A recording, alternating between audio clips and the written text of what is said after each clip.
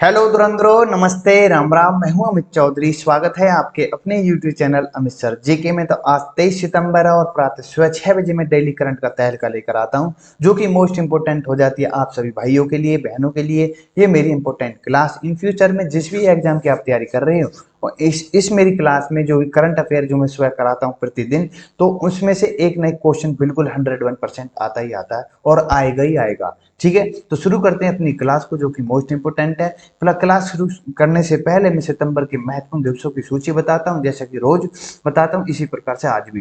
राष्ट्रीय पोषण सप्ताह आपको पता होगा 1 से 7 सितंबर। राष्ट्रीय गगनचुंबी इमारत दिवस 3 सितंबर। शिक्षक दिवस 5 सितंबर। राष्ट्रीय वन शहीद दिवस 11 सितंबर को और हिंदी दिवस 14 सितंबर को। इंजीनियर दिवस 15 सितंबर को। सेवा दिवस 17 सितंबर को मनाया जाता है। ये सभी चीजें इंपॉर्टेंट है। और विश्व शांति दिवस कब मनाया जाता है, इन कमेंट मुझे बताना, ये भी इंपॉर्टेंट है। आइए शुरू करते हैं अपने क्वेश्चन को, जो कि मोस्ट इंपोर्टेंट है।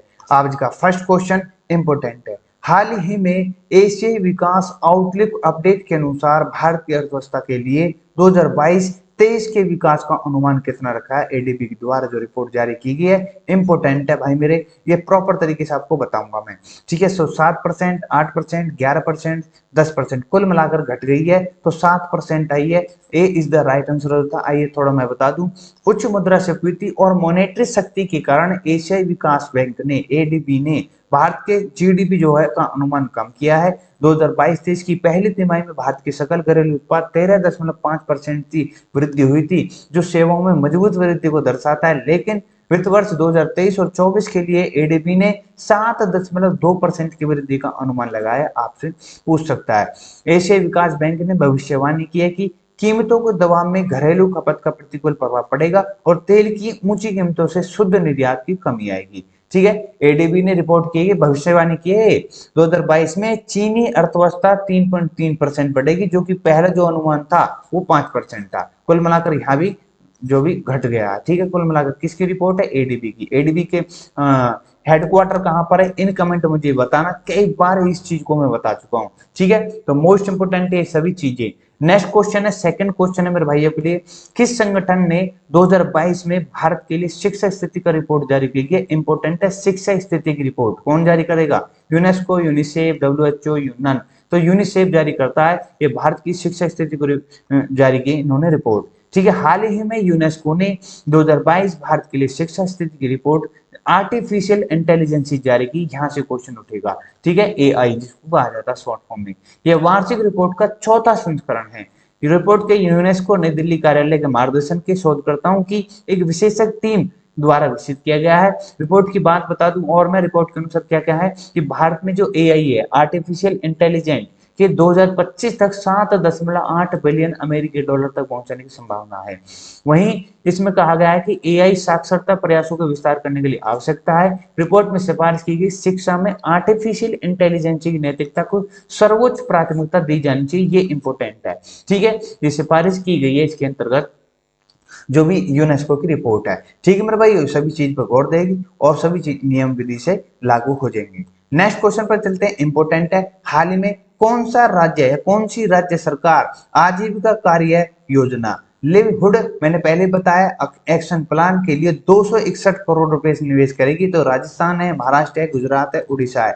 उड़ीसा यहाँ पर इस चीज को लागू कर रही है और लागत लगा रही है 261 करोड़ रुपए के रूप में। ठीक है, उड़ीसा सरकार ने तटीय, कहां पर लगा रही, सुन लो, तटीय पारिस्थितिक तंत्र को पुनर्जीवित करने और तट पर रहने वाले लोगों के बीच जलवायु लचीलापन बढ़ाने के लिए 261 करोड़ रुपए की आजीविका कार्य योजना शुरू की है। ठीक है, फिलहाल अभी मंजूरी है, ये योजना शुरू हो जाएगी। सरकार ने समुदाय में आधारित कार्य योजना के लिए चाल जो चालू वर्ष है 2026-27 तक इसका निर्णय लिया गया है, तब तक टारगेट किया गया है। सोमवार को यहाँ के मुख्य जो सचिव हैं, उन अध्यक्षता में इंटीग्रेटेड कोस्टल मैनेजमेंट सोसाइटी की संचालन समिति की बैठक का निर्णय लिया इसको लेकर के। और परियोजना निर्देशक जो कि सुशांत नंदा ने कहा है कि हस्तक्षेप चालू वर्ष में शुरू किया जाएगा, 2026-27 तक पूरा किया जाएगा। पूरा टारगेट 26-27 तक का है। तटीय आजीविका कार्य योजना में 261.50 लाख मतलब रुपए का निवेश किया जाएगा। एक कुल मिलाकर वहां के ये आजीविका कार्य योजना के अंतर्गत होने जो भी खर्च होने, ठीक है मेरे भाइयों। तो इंपॉर्टेंट है आपके लिए, आपसे क्वेश्चन पूछा जा सकता है किस सरकार द्वारा ये चालू किया गया, ठीक है। नेक्स्ट क्वेश्चन पर चलते हैं। किस राज्य सरकार ने हाल ही में ही, इंपॉर्टेंट है मेरे भाई, इंपॉर्टेंट है, स्टार लगा लेना, यहाँ से आएगा ही आएगा क्वेश्चन। किस राज्य सरकार ने हाल ही में दौलताबाद किले का नाम बदलकर देवगिरी किला करने की घोषणा की है? इंपॉर्टेंट है, ठीक है। पांडुचेरी, महाराष्ट्र, आंध्र प्रदेश, तमिलनाडु। तो महाराष्ट्र के अंतर्गत। अभी मुझे ये बताओ कि दौलताबाद जो था ये किसने नाम धरा था और दौलताबाद को किसने अपनी राजधानी बनाई थी? ये इंपॉर्टेंट क्वेश्चन है इतिहास के, हिस्ट्री के। महाराष्ट्र पर्यटन मंत्रालय ने दौलताबाद किले का नाम बदलकर देवगिरी करने का फैसला किया और औरंगाबाद के पास यह स्थित है। यह फैसला शिवसेना प्रमुख उद्धव ठाकरे के बाद आया है। यह एक राष्ट्रीय विरासत स्मारक है, यहाँ से क्वेश्चन उठ सकता है, जिसका रखरखाव भारतीय पुरातत्व सर्वेक्षण द्वारा किया जाता है, ठीक है। जो भारतीय अपनी भारतीय पुरातत्व सर्वेक्षण बोला तो यहाँ पर मैंने लिखा भी हुआ है, मेंशन किया हुआ है, जो आर्कोलॉजिकल सर्वे ऑफ इंडिया होती है उसके अंडर आती है। क्या जो देवगिरी की, मतलब कि कुल मिलाकर ये पुरातत्व जो यहाँ पर काफी अधिक मात्रा में, जैसे राजधानी मैंने आपको बताई है पुरानी किसकी है बताना, इन कमेंट मुझे बताना। एक और मैं बता दूं, हिंट दे दूं आपको, तुगलक वंश के थे वो। इन कमेंट मुझे बताना क्या नाम था उन्होंने जो राजधानी बनाई थी दौलताबाद दिल्ली से, ठीक है। बता दो कि जिसका रखरखाव अपनी भारतीय पुरातत्व सर्व आर्कोलॉजी जो होता है सर्वे ऑफ इंडिया, ये फुल फॉर्म हो सकता है ASI जो है, ठीक है। इससे पहले महाराष्ट्र के पूर्व मुख्यमंत्री उद्धव ठाकरे का नाम बदलकर औरंगाबाद संभाजी नगर कर दिया गया था, ये आप देख लेना आप, ठीक है। नेक्स्ट क्वेश्चन पर चलते हैं। किस देश ने हाल ही में अपनी राजधानी का नाम बदल दिया? इंपोर्टेंट क्वेश्चन है भाई मेरे। ब्रिटेन ने, इजराइल ने, कजाकिस्तान ने, इराक ने। तो कजाकिस्तान यहाँ पर राइट आंसर हो जाता है। कजाकिस्तान की जो पहले नूर सुल्तान थी, अब वो उसका नाम बदल दिया अस्ताना, ठीक है। आपसे क्वेश्चन पूछ सकता है। कजाकिस्तान की संसद ने शुक्रवार को मध्य एशिया देश की राजधानी का नाम बदलकर नूर सुल्तान से अस्ताना कर दिया, जो कि सरकारी अधिकारियों और राजनेताओं द्वारा पूर्व सोवियत गणराज्य के पहले राष्ट्रपति से दूरी बनाने का नवीनतम कदम है, ठीक है। कुल मिलाकर यही है मकसद, क्योंकि अब आपको क्या करना है, कजाकिस्तान की राजधानी का नाम अस्ताना, ठीक है। आप प्रॉपर तरीके से पढ़ भी सकते हो नीचे इंग्लिश में। नेक्स्ट है, कौन सा केंद्रीय मंत्रालय क्रिमिनल प्रोसीड्यूर आइडेंटिफिकेशन बिल से जुड़ा हुआ है? ये गृह मंत्रालय आपको देख रहे होंगे, गृह मंत्री अमित शाह साहब, तो एक ही द्वारा इससे ही जुड़ा हुआ है कानून नियम। इसको पढ़ लेते हैं, बता देता हूं मैं, ठीक है। गृह मंत्रालय ने आपराधिक प्रक्रिया पहचान विधेयक 2022 पेश किया। इसे हाल ही में संसद के दोनों सदनों में पारित किया गया था।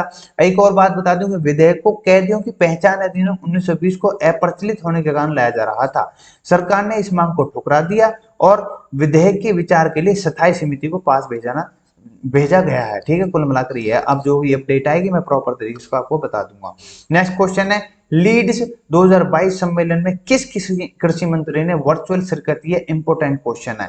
नरेंद्र सिंह तोमर आपको दिख रहे होंगे प्रॉपर तरीके से मेरे भाई, ठीक है। इनके बारे में बता दूं, जो लीड्स 2022 सम्मेलन में आयोजन federation of Indian chambers of commerce and industry, FICCI की फुल फॉर्म है, द्वारा नई दिल्ली में किया गया। सम्मेलन को संबोधित करते हुए उन्होंने कहा है कि भारत के कृषि क्षेत्र ने कोविड महामारी के बावजूद 3.9% वृद्धि दर्ज की है। ये किसका कहना है? कृषि मंत्रालय, कौन? नरेंद्र सिंह तोमर के आंकड़े बता रहे हैं उनके, ठीक है। अब क्या है क्या नहीं वो आपको पता ही होगी। प्रधानमंत्री मत्स्य संपदा योजना के तहत सरकार मत्स्य पालन क्षेत्र में 70,000 करोड़ रुपए अधिक से निवेश करेगी।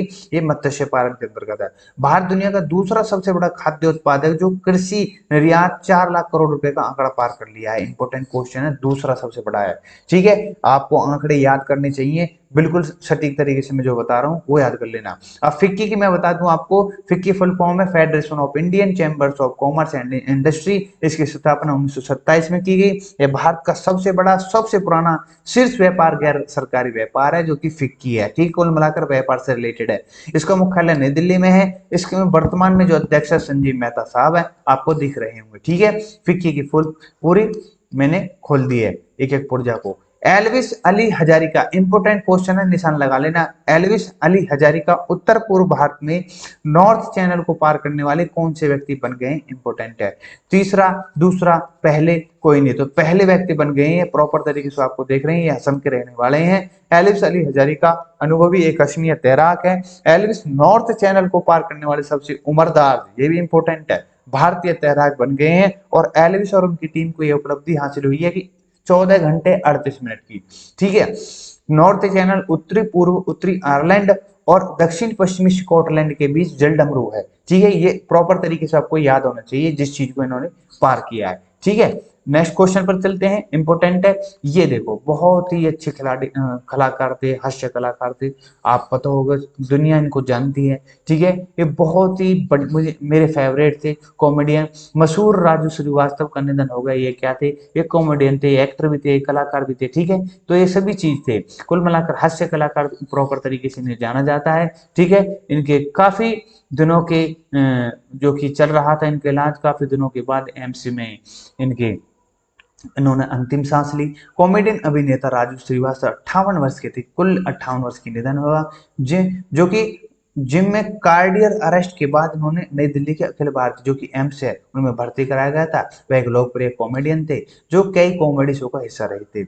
उनका जन्म 1963 में कानपुर शहर में उत्तर प्रदेश में। वे स्वच्छ भारत अभियान के ब्रांड एम्बेसडर थे। ये क्वेश्चन उठ सकता है, ठीक है, आपसे। तो कुल मिलाकर जो भी मेरे पास पॉइंट थे आपके आपके आपको मैं साझा कर रहा हूं प्रॉपर तरीके से। ठीक है, आइए नेक्स्ट क्वेश्चन पर चलते हैं। किस अनुसंधान ने, इंपॉर्टेंट क्वेश्चन है मेरे भाइयों, कहीं भी किसी भी क्वेश्चन से आपको लगता है कि ये मेरी समझ में नहीं आ रही, आप मेरे से पूछ सकते हो प्रॉपर तरीके से।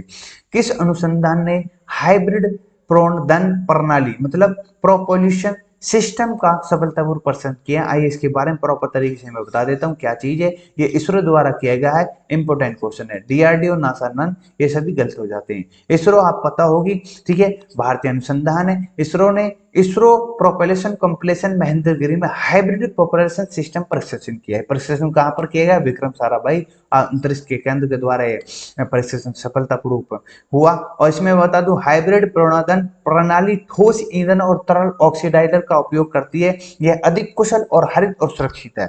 ठीक है, प्रशिक्षण के दौरान हाइड्रोक्सिल टर्मिनल पॉलीब्यूटाइन HTBP, आपसे क्वेश्चन पूछ सकता है जो भी बच्चा डीआरडीओ से रिलेटेड जो क्वेश्चन जो भी तैयारी करता है उनके लिए इंपॉर्टेंट है।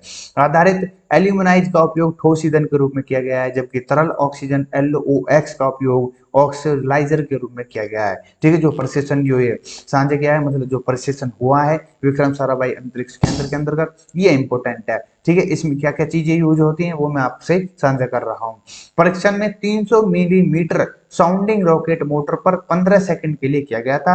हाइब्रिड तकनीकी पारंपरिक सॉलिड मोटर से अलग है। यह मोटर की स्टार्टिंग और ऑटलेटिंग क्षमताओं को अनुमति देता है। यह प्रशिक्षण हाइब्रिड प्रणोदन आधारित साउंडिंग रॉकेट के लिए मार्ग प्रस्तुत करेगा। ये एक न्यू टेक्नोलॉजी निकाली और इसका प्रशिक्षण सफलतापूर्वक हो चुका है। ठीक है, आपसे पूछ सकता है इसरो प्रोपल्शन कॉम्प्लेक्स है इसका नाम, ये प्रॉपर तरीके से, और महेंद्रगिरी हाइब्रिड पॉपुलेशन इंस्टीट्यूट प्रशिक्षण किया है। ठीक है, तो आपसे क्वेश्चन पूछ सकता है यहाँ से भी। तो प्रॉपर तरीके से मैंने इंग्लिश में सभी क्वेश्चन को कन्वर्ट करके देता हूँ अपने भाइयों को, जो कि आपसे पूछ सकता है। पॉइंट वाइज बहुत होते हैं, मैं हर क्वेश्चन का पॉइंट निकाल के लाता हूँ, कम से 5 से पॉइंट होते हैं, जहां से एक स्टोरी के माध्यम से समझ लो, या फिर मेरे द्वारा जो समझाता हूँ मैं आपको उसके माध्यम से आपके समझ में आना चाहिए। बाहर से कुछ एक्स्ट्रा ऐड नहीं करता मैं, पॉइंट वाइज आपको अपने क्वेश्चन को समझाता हूँ प्रॉपर तरीके से, जो कि आपके समझ में आ जाते होंगे। ठीक है, आशा करता हूँ आज की क्लास मेरे भाइयों को, आज की सेशन बहुत अच्छा लगा होगा। ठीक है, और मैं बता दूं अपने भाइयों को, जैसे कि विश्व अफेयर की कल की क्लास नहीं हुई थी, उसके लिए माफी चाहूंगा क्योंकि काफी मौसम खराब हो गया था। ठीक है, बाहर की आवाज, साउंड, बैक साउंड जो होते हैं वो प्रॉपर तरीके से आया नहीं रहा था, और इसीलिए मैंने कल की क्लास नहीं की। तो आज प्रॉपर तरीके से करेंगे, बहुत बढ़िया तरीके से। ठीक है, मेरी जो है इसकी PDF आप टेलीग्राम पर ले सकते हो। ठीक है, आप किसी भी क्वेश्चन से या किसी भी बाधा में हो, जीके से रिलेटेड होकर के, जीके से सब्जेक्ट जो हिस्ट्री है, पॉलिटी है, ठीक है, जियोग्राफी है, इन तीनों सब्जेक्ट से आप किसी भी प्रकार से मुझसे हेल्प ले सकते हो। डिस्क्रिप्शन में लिंक दे दूंगा, फेसबुक का, इंस्टाग्राम का और आपके टेलीग्राम का। ठीक है, वहां से आप PDF प्राप्त कर सकते हो प्रॉपर तरीके से। प्रैक्टिस सेट आप प्रॉपर तरीके से लगाओ, प्रैक्टिस सेट पढ़े, जीके की भयंकर टेस्ट सीरीज पढ़ी है, प्रैक्टिस सेट पढ़े, टेस्ट सीरीज पढ़ी है, जीके से रिलेटेड बता रहा हूँ। ठीक है, और मेरा बैच पड़ा हुआ है। ठीक है, निःशुल्क है, बिल्कुल जीरो है, और जीरो से हीरो बनाने का काम मैंने कर रखा है अपने जीके के अंतर्गत। और अगला जो बैच आएगा वो प्रॉपर तरीके से बहुत ही बढ़िया आने वाला है, ये मैं आपको बता रहा हूँ। ठीक है, तो आशा करता हूँ आज की क्लास अच्छी लगी होगी। नमस्ते, राम राम, जय हिंद, जय भारत। मिलते हैं नेक्स्ट क्लास के अंतर्गत अपने भाइयों से। ठीक है।